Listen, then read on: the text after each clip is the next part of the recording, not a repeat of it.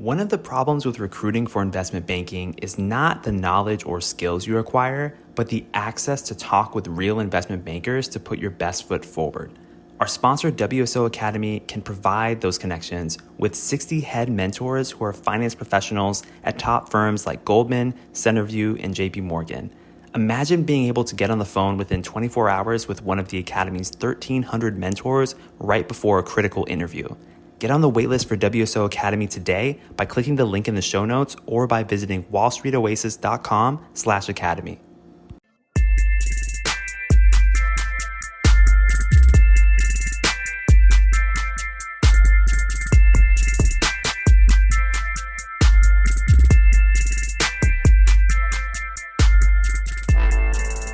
All right. Welcome to Investment Banking Insights. This is the show dedicated to helping you learn both the technical and non-technical aspects of the investment banking process. So if you're into that, you're in the right place. My name is Alex Mason. I'm your host, and we are on episode 58 now. Amazing. Almost 60 episodes in less than 2 months. So we've been just going through this, and I'm so excited that you're here with me. Today, we're talking about valuation. And the question that I want to share with you today is this: how do you account for competitive advantage in a company's valuation? How do we account for competitive advantage? And we'll look at this both from the perspective of competitive advantage and also competitive disadvantage. But let's first kind of look at what this concept is. What is a competitive advantage? Let's answer that question first, because we need to understand that first and foremost.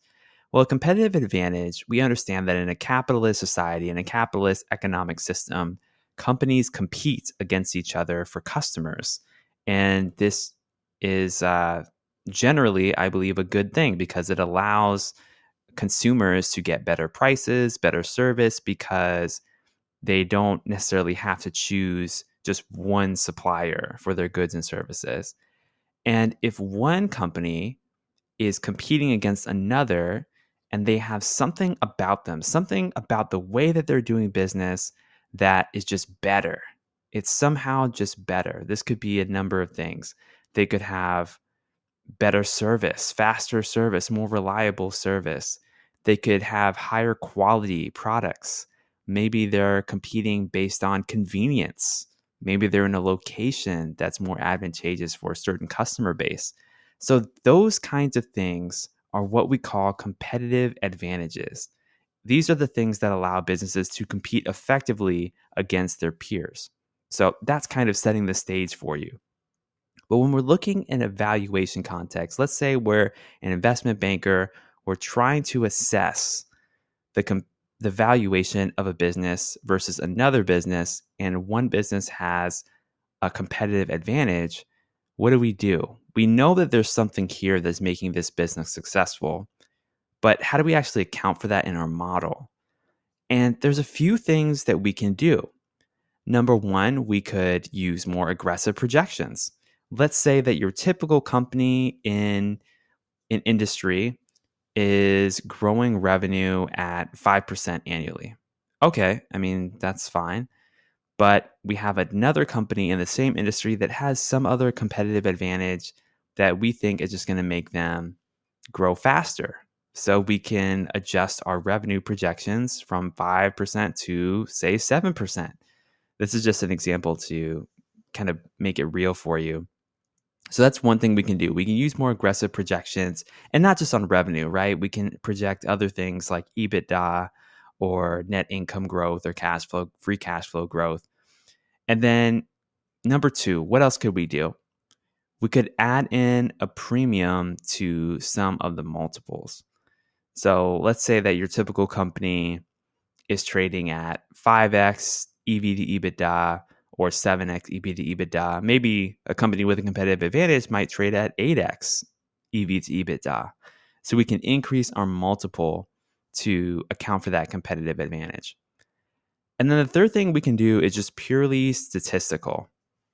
So let's say we have a set of data on a bunch of different companies' valuations, and the 50th percentile in the middle of the bell curve is 8 times EV to EBITDA.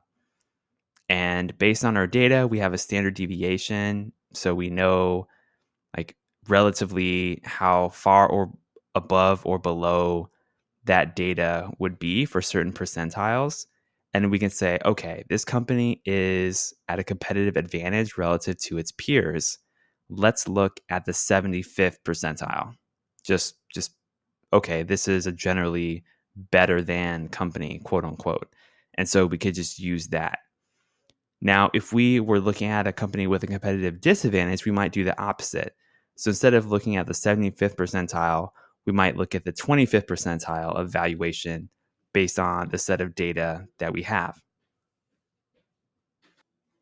So those are the three main things you can do. You can use more aggressive projections in the case of a company with a competitive advantage. If it has a competitive disadvantage, of course, you would do the opposite. Maybe use some more conservative projections. So maybe instead of 5% revenue growth, you take that down to 3 or 4%.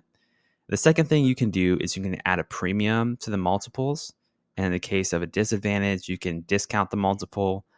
And then the third thing you can do is instead of just adding a random kind of premium or discount to the multiple, you can just statistically look at 75th percentile instead of 50th percentile, or in the case of a disadvantage, 25th percentile instead of a 50th percentile. But what does this all mean? This all means, these are all just tools, right? But the way that we think about this is we're just changing our assumptions. So much of this valuation work, it's all about assumptions. What are we assuming and how can we back up those assumptions with logic, with facts, with data so that we can tell the appropriate story in our model and ultimately help our client? So the higher or lower end of the spectrum of what the company could be worth is all based on these assumptions. And we're just accounting for the competitive advantage or disadvantage using those assumptions. Now, typically, of course, you would try to look at the median values, but sometimes it is appropriate to look at other values on the spectrum. So keep that in mind when thinking about valuation in the context of competitive disadvantage or advantage. Well, that's what I got for you today. This is Alex Mason with Investment Banking Insights. And I'm excited for you to join me next time because we're going to be talking about precedent transactions. We've talked about how they're one of the three major valuation methodologies, but we want to look at what are some of the exceptions and flaws with that type of analysis. So join me next time as we discuss that. All right. Have a great day.